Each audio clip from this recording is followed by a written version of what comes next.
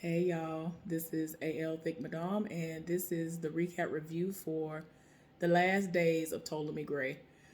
I think that this was the last episode, and the title of it was Ptolemy. As I've mentioned before, the names have been the names of like people who played important roles in Ptolemy's life, and it's been a great ride. If they were to come back with a season two, I would love to see how they pull it off and how they get it to go even further. And I'll get to that part at the end. So, anyway, it started out with Ptolemy having what I'm presuming to be a flashback to a long time ago, again, when he was like, 7 years old, and a fire broke out. House was on fire, engulfed in flames, and the mother of the child that was in the house was screaming and saying, get my baby out of there, not my baby. Like, the house is burning up. And Ptolemy is 91-year-old Ptolemy when we see him, and he goes inside of the house and takes the woman out, the child out, who he explains after he wakes up was his girlfriend's mama. So I'm like, okay, are we supposed to infer that the mama lived? Or did he hear about this experience when he was with this girl at some point in time? Or like what happened? Because when he carried her out, he kept walking and she was telling him, okay, that's far enough. But the mama was still hysterical. So I'm like, wait a minute, okay, let me calm down. What happened? Like, you know what I'm saying? I probably had me a blonde moment. So help me understand. If anybody understood that part of it, help me to understand it. Because for everybody in the background to still be panicking when the person who was left in the house is being carried out by the 91-year-old Ptolemy. And I'm like, everybody's still acting hysterical. So I think she passed away. And he just knew of the memory of that happening because the girlfriend told him, or he heard about it in the neighborhood or whatever in the community. And he's reliving that happened. So anyway, he done woke up and he sees Robin getting dressed and all this other stuff. You can tell that she's getting ready to go and see her boyfriend. You might as well say boyfriend, whether she wants to accept it or not. I think his name is Roger. And he has a place he's trying to go to. But what's her name? Shirley Rang, as he likes to call her.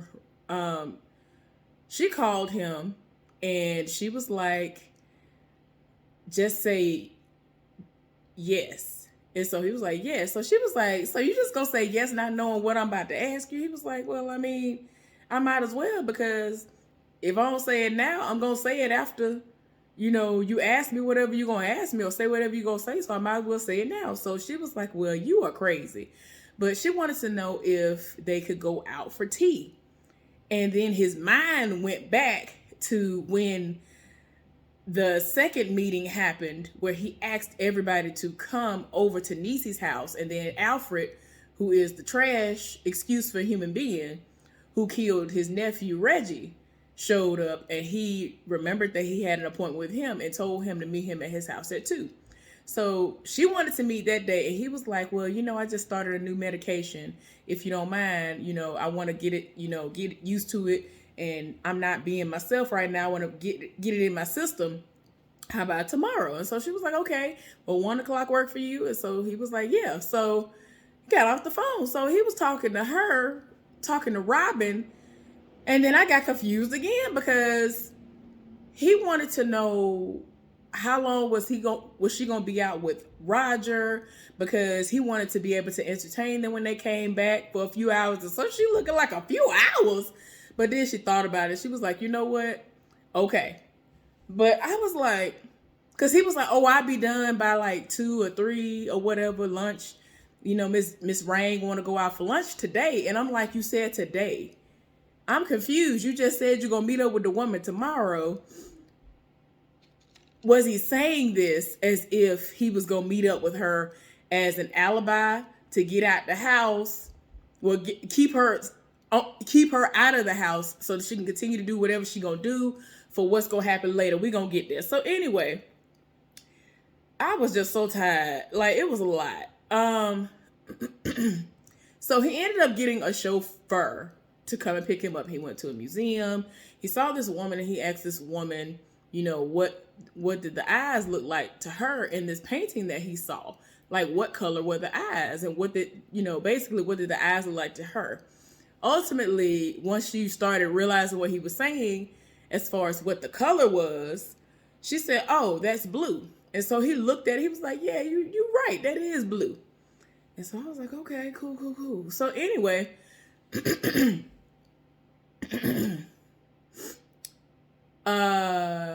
I think that after thinking about it, I think that the girlfriend's mama did die in the fire, but Ptolemy is somehow having this way of thinking that this is a situation where he saved her.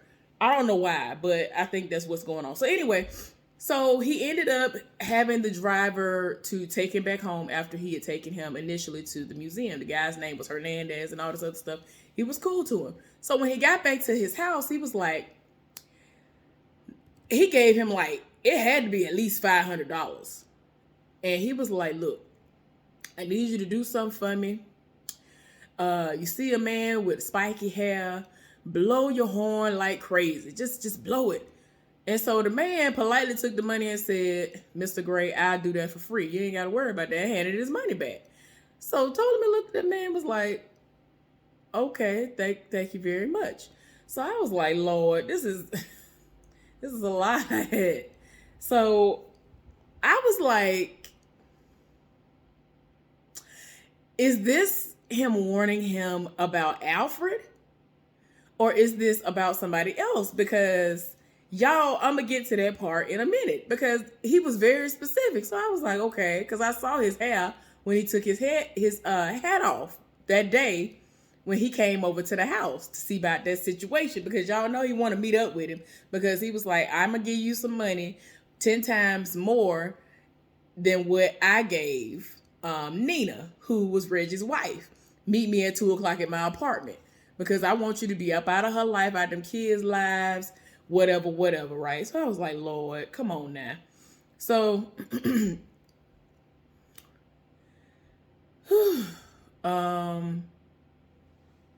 so Alfred came to meet him. I didn't hear any, horn blowing and all this other stuff. Because like I said, like the way his hair looks, it could have been interpreted as spiky. And so I was like, okay, all right. He went up in the house. Before he got there, Ptolemy actually started recording. And everything became full circle because the way that the show actually came on, we saw him dressed up in a suit, Ptolemy, sitting down at a table. He had alcohol. He had like a bottle of alcohol on the table. And I didn't know if he was going to try to kill himself or what. Like, because this is like the first time the show coming on ever in life. So I was like, what is going on here? And then he gets interrupted by a knock at the door. So again, like I said, it is now full circle. So before the knock at the door even happens, he's testing the recording device that he has to see if it really works. And then once he realizes that it works, he was like, "Robin, I just want to apologize to you for not, telling you everything. I didn't want to get you wrapped up in this." And, basically kind of explaining everything. And he was like, "Look, I had to do this. I had to do what I have to do because of what he did to my nephew." And he basically said, "I'm sorry and I love you, Robin." And then he proceeds to go and put the recording device high up on like on the top of like a curio cabinet or something like that. And it's still recording, right? So he already knew what it was going to be once the door knocks came. And so he sat back down and the door knocks came. And then he was like, "The door is open. Come on in. It's Alfred." So again, didn't hear nothing. Didn't hear nobody blow no horn. I'm like, what is going on? So he come up in there and he looking at him like, "What's up? What's going on? Where the money at?" And all of that. And he looking at him like, "Look." Then kicked out the chair for him to sit down. And so he looking at him. and he has a gun, but he doesn't know that he has a gun yet. And so he over here trying to have small talk, and ultimately he's trying to get this man to say, yeah, I killed your nephew. And so he was like, well, if you know what I did, why what I gotta say it for? I don't understand. He was like, cuz I just want to hear you say it. It don't matter what I know, I just want to hear you say it. So eventually he was like, yeah, I killed him. And then like he actually had 2 coins. Now keep in mind, y'all, didn't we say that he been saying this entire time that there's treasure? Talking about he had treasure and all this other stuff, right? He reached over behind or beside area in the house where he actually had a bag. There was a bag of coins. So there were more coins outside of the last 2 that we saw before. Yeah, at this point, I'm like, well, how many coins did you use on Cynthia? Because, and I'm not even talking about the medical side of it, when you was just lavishing her with all these gifts. How many coins did you turn in order to pay for the lifestyle that this heifer was having before she got sick? But anyway, like he had a bag. It was like a well, I don't even want to say a satchel, but it was like a bag. And he just took 2 of the coins out of that bag. And what he told him was, after he was like, oh, I see you looking at my coins on the table. If you agree to stay out of Nina and those children's lives, I promise that like once a month, like he explained to him how much each one of those coins are worth. And he was like, I'll send you 1 or 2 of these coins per month so that to guarantee that you stay away from her. And you could just go and turn them in. Because he was like, well, what you plan on doing? First of all, he asked him, what you plan on doing with these? Because he saw that he was eyeing them. Because he was like, these are gold, whatever. And so he was like, I plan on going and I'm going to take them and I'm going to get somebody to weigh them and I'm going to sell them for that. And so he bust out laughing because it's like, you're dumb. Like, if you were to take this to a collector, you would get way more money. And he explained to him, like, I think they're 40,000 or something a piece or something like that. I forgot. But he was like, okay, well, I'll do that. And then he just got fed up with him talking. And he eventually did say, yeah, you know I killed him. You know I killed your nephew. So he proceeded to, like, take the coins. And he was like, you know what I'm going to do? I'm going to take these coins and I'm going to still stay with Nina. And I'm going to be around them kids. I live in that man's house. I drive his car. I'm with his wife. Like, he really was big and bold. I'm like, oh, my gosh. Oh my gosh, I could have been Ptolemy in that moment because while I still got my mind, I would have pulled that gun out so quick and killed him. So anyway, they ended up getting into a scuffle, right? So then he kind of pushed Alfred off him. He was like, oh, you kind of strong, ain't you? He was like, yeah, that's why I've been living for so long. That's why I've been around for so long. He was like, that's all right. And so like he tried to go off. But then Ptolemy pulled out a gun. So he was like, oh, wait, hold on, man. So Ptolemy eventually tried to shoot him. The gun jams. He tried several times to shoot him. Alfred is like, oh, okay. Now, in my mind, I'm like, dang. Apparently, you ain't been cleaning the gun. Like, I'm pretty sure that's why it jammed. Because you have not been breaking it down, cleaning it, doing nothing. All you did was make sure that there were bullets in it. And the chambers were filled. The chambers were filled and it was a revolver. And I'm like, oh my gosh, no. So while the scuffle was happening yet again, eventually a shot went off and he shot him pretty much center mass. And I was screaming at the TV. I was like, yes! I was like, kill him. Like, I cannot. Alfred irks my soul. And it's crazy because this man has very rarely been on this show like that. And I was just like, somebody please do something. So anyway, he done shot the fool. And he starts to leave. And like he's bad off. So as soon as Ptolemy gets to the door, he sees like the ghost of Cynthia, the little girl who was the girlfriend's mama, telling him not to do it. Coy Dog telling him to do it. Several people, most of them saying kill him or he ain't worth it or whatever. And so he starts to follow him down the stairs, then went outside. Now the heifer who always be trying to rob him, that's a crackhead or whatever she is, Alfred went outside first. And so people were in the community that was outside. It was like, oh, he looked bad off. And so, of course, this heifer is always robbing people, rolled up on him. And so he's like, yeah, you need to get away from me. And she was like, I'm trying to help you. And proceeded to try to get his watch. I think she stole the wallet successfully. I was like, oh my gosh, this heifer got to stop. The crackhead addict or whatever. She be doing the most. You know, this is the same woman who always bullies and harasses Ptolemy and be doing the most. So anyway, he felt compelled to run after him and went outside, had the gun on him. And everybody in the neighborhood, they looking at him, and y'all, his mind is like going. His mind is going fast. He got the gun on him. Alfred trying to get away. He done fell in the street and died. And I'm like, yeah! I'm so here for it. And it's like the sirens are in the background. And I'm like, that's a very fast response time for that type of community. But okay. One of the people who was on the scene was the guy who also had a name that means king that he met before, who was supposed to be helping or who had something to do with Reggie's case. And so he had to ask him if he could lower the weapon and all this other stuff. So he looked at him. He's surrounded. They got guns drawn on him. So he does do what they tell him to do. They took the gun, and then they end up having to put him in handcuffs. And he's like, no, like he has a whole breakdown. I was like, oh my gosh, y'all understand the tears in my eyes. I was like, oh no. So after all was said and done, like his mind really started going, and they put him in a mental hospital. He kept having these flashes where he thinking he's seeing everybody. He even thought he saw Reggie, and Reggie even telling him that everything is all right. And he was like, I was trying to do this for you, do that for you. And I'm like, oh my gosh. Oh my gosh. Y'all, I was so sick and tired of my spirit because I was like, no.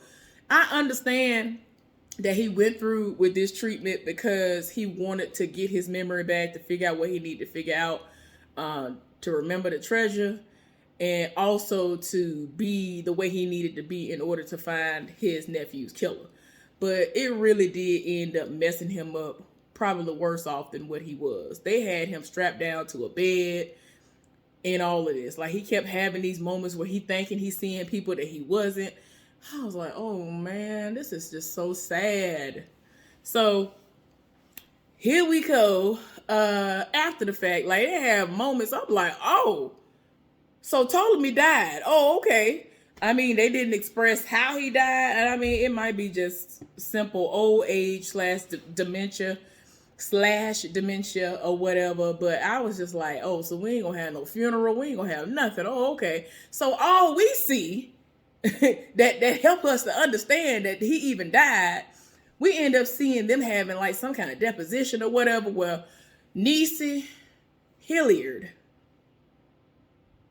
Nina, and Robin are all at a table with lawyers. And there's a video that had been put into evidence, I guess you could say, or that was put out there that he made when he was of sound mind and body and all that stuff. Because, of course, his raggedy family members who don't deserve nothing, who are money hungry, we're going to try to go after stuff.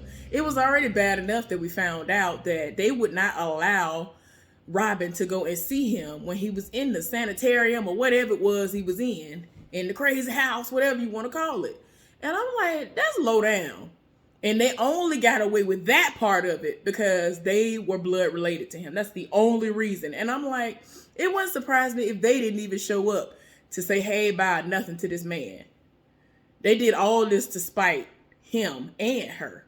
So anyway, they end up playing this video that he made. And y'all, when I tell y'all, this kind of helped me to calm down because he was reading, even though he was telling the truth at some of the points that were made in this point, at this part or whatever. So he was like, look, I am of sound body and mind. And they did a test where they were this woman who did the test, or whatever you want to say it was, the woman who we went to see, who does stuff like this for a living. She said that she had a certain amount of apples or whatever, oranges and whatever else. And soon after that, he had to remember and repeat back to her how many apples she said she had and all this other stuff. So eventually everything starts, and he was like, look, I want Robin to be over my estate, or whatever you want to call it. I want her to be over my money because my folks are trifling. They are trash when it comes to money. They're going to run through it. They're going to do what they need to do. I just want her to be the executor over all of my stuff, all of my affairs. She go sign out, sign the money over every month, all the money they need or whatever.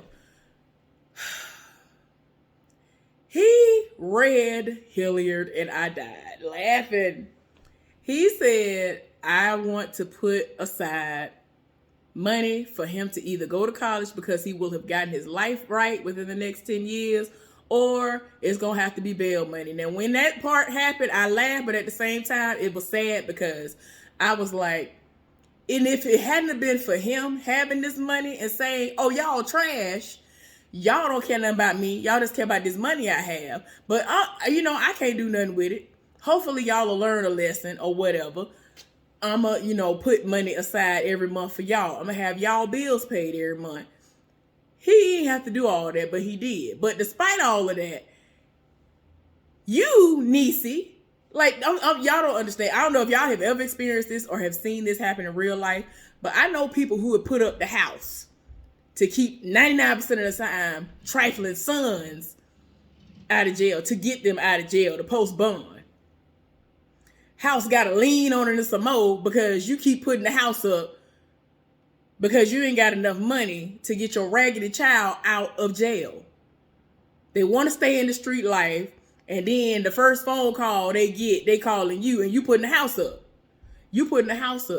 That's something I ain't never understood. I ain't gonna never understand that for the life of me. I'm not putting my house up. That's the same house that'll get shot up at any given moment once you out on the street. Like, that's something I used to worry about with my cousin. I used to think my aunt's house was going to get shot up. Thank God she was never stupid enough to put her house up when he was out in the streets.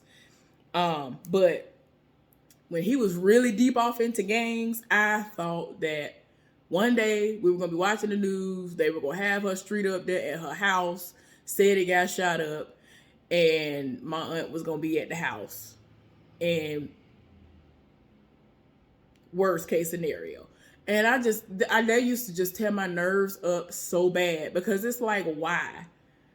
First of all, you were my aunt's only child. She had other births, but they didn't make it. He and I are the exact same age. I'm just like 6 to 9 months older than him. Another one would have been my brother's age, which my brother is 5 years younger than me. And I think she was pregnant with another one. But anyway, but her children passed away. So, one was stillbirth, or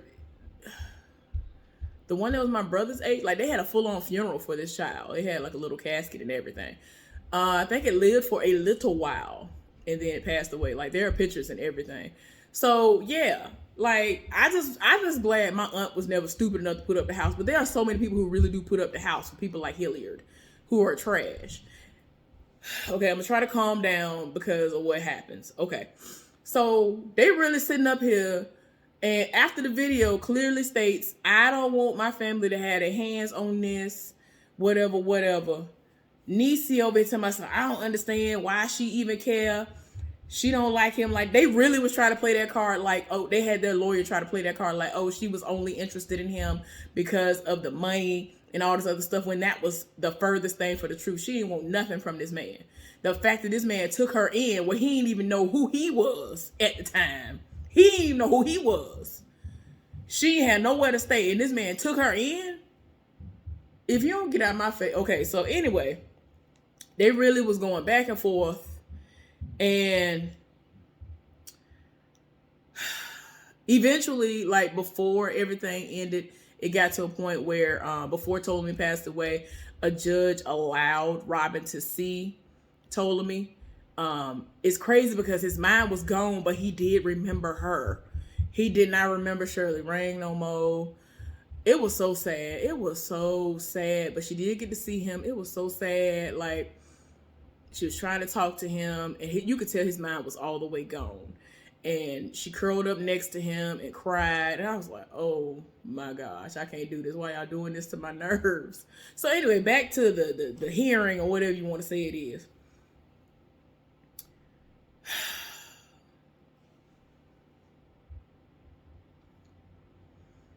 Okay, so Robin does not want to go back and forth in court over this matter. And Niecy is trash, and Niecy is just like, you are not blood related to him. We are. Why you think you need to get all of this? So after everything was over and done with that day, because the judge had to take some time away, it was like, we're going to reconvene or whatever. Man, Robin saw Niecy outside of the courthouse and was like, look, I don't want to fight y'all. Like, I really don't want to fight y'all. I'm just trying to honor his wishes. And so she gonna go off to myself, you ain't blood related. You don't nobody. If it wasn't for me, you wouldn't have never even known who he was. And I'm like, girl, the only thing that you have in common with Ptolemy is the blood, and that's it. You ain't never been the one to go see him. You were never the one to go do nothing for him. You would even stop by the house.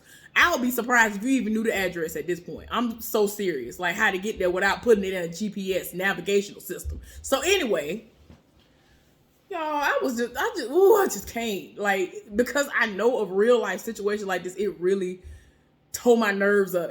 I wish I could have slapped her through the TV screen. I understand it's a TV show, but people like this are really trash in real life. So Robin was like really adamant about not wanting to fight them, and y'all know this woman was supposed to be Robin's mama's best friend, right? So before this scene even happened, the judge took her in chambers and was like, okay, so why should I let you do this? So she was like, look, I don't want to fight with them. And then tried to bring up, when situations happen where Hilliard rolled up on her. And she was like, really? Like, I know what you're trying to do. You're not going to get me caught up, whatever. And so she explained to her why she had that cut on her chest, which was when her mama was out here in these streets. Some man rolled up on her, literally rolled up on Robin, and she wasn't as old as she is now. She's literally 18 years old now. Because that's another thing. They was like, oh, she's just a young girl. She was like, I'm 18. But anyway, she explained how she got the scar. The man cut her when she was trying to fight him off because he really was trying to do the most to her. And then her mama saw her in that state, and despite her being what she was, which was a prostitute or whatever, and then I think she got on drugs as well. But anyway, despite her being all of those things, her mama actually loved her, cleaned her up, didn't ask no questions. It was what it was, that she could feel the love. The fact that you could feel the love from somebody like that, and you can't even feel the love from somebody who ain't doing no drugs, who you thought was a friend, who really was going to help you out. But then when you actually needed them the most, they going to sit up there and believe they raggedy child over you. Now, I would understand if you didn't know that your son was in the street life and all this other stuff, but it's like, girl, Hilliard is trash. Okay, so anyway, it's getting on my, it got on my nerves again. So anyway, she saw her, like, she literally embraced Niecy and was like, I missed you so much. So in my mind, I was like, okay, this heifer gonna get some kind of realization going. She gonna stop the foolishness. So she was like, I missed you so much. Please, I don't want to fight with y'all. Da, da, da, da, da. After the hug was over with, that heifer was like, I'm still going to fight. That's my blood uncle. He's not yours. And like, she really tried to try her and was like, how much? So she was like, excuse me? She was like, how much is it going to take for you to I'm like, girl, what money do you have? What money do you have to begin with? Because I'm pretty sure if there was some money that you were talking about, it's going to be the money that Ptolemy had and not anything coming from a bank account that you have accumulated over time because of a job or something that you're working. Ma'am, what are you talking about? But anyway, she really tried her, and she was like, yeah, we're going to continue to fight. It is what it is. Y'all, I could not take the fact that Hilliard was up in there. I bet he got there bright and early. I am willing to bet he got there bright and early. That might have been the only time this boy was on time for anything. Up there bright and early because he think he finna get some money. Y'all, I was so sick and tired. And that heifer proceeded to walk off. I'm like, you are trash. You are trash. Y'all, anyway, let me calm down. That's the gist of what happened, y'all. I hope y'all enjoyed this recap review. This was a really good show to me. Check it out if you haven't. Bye, y'all.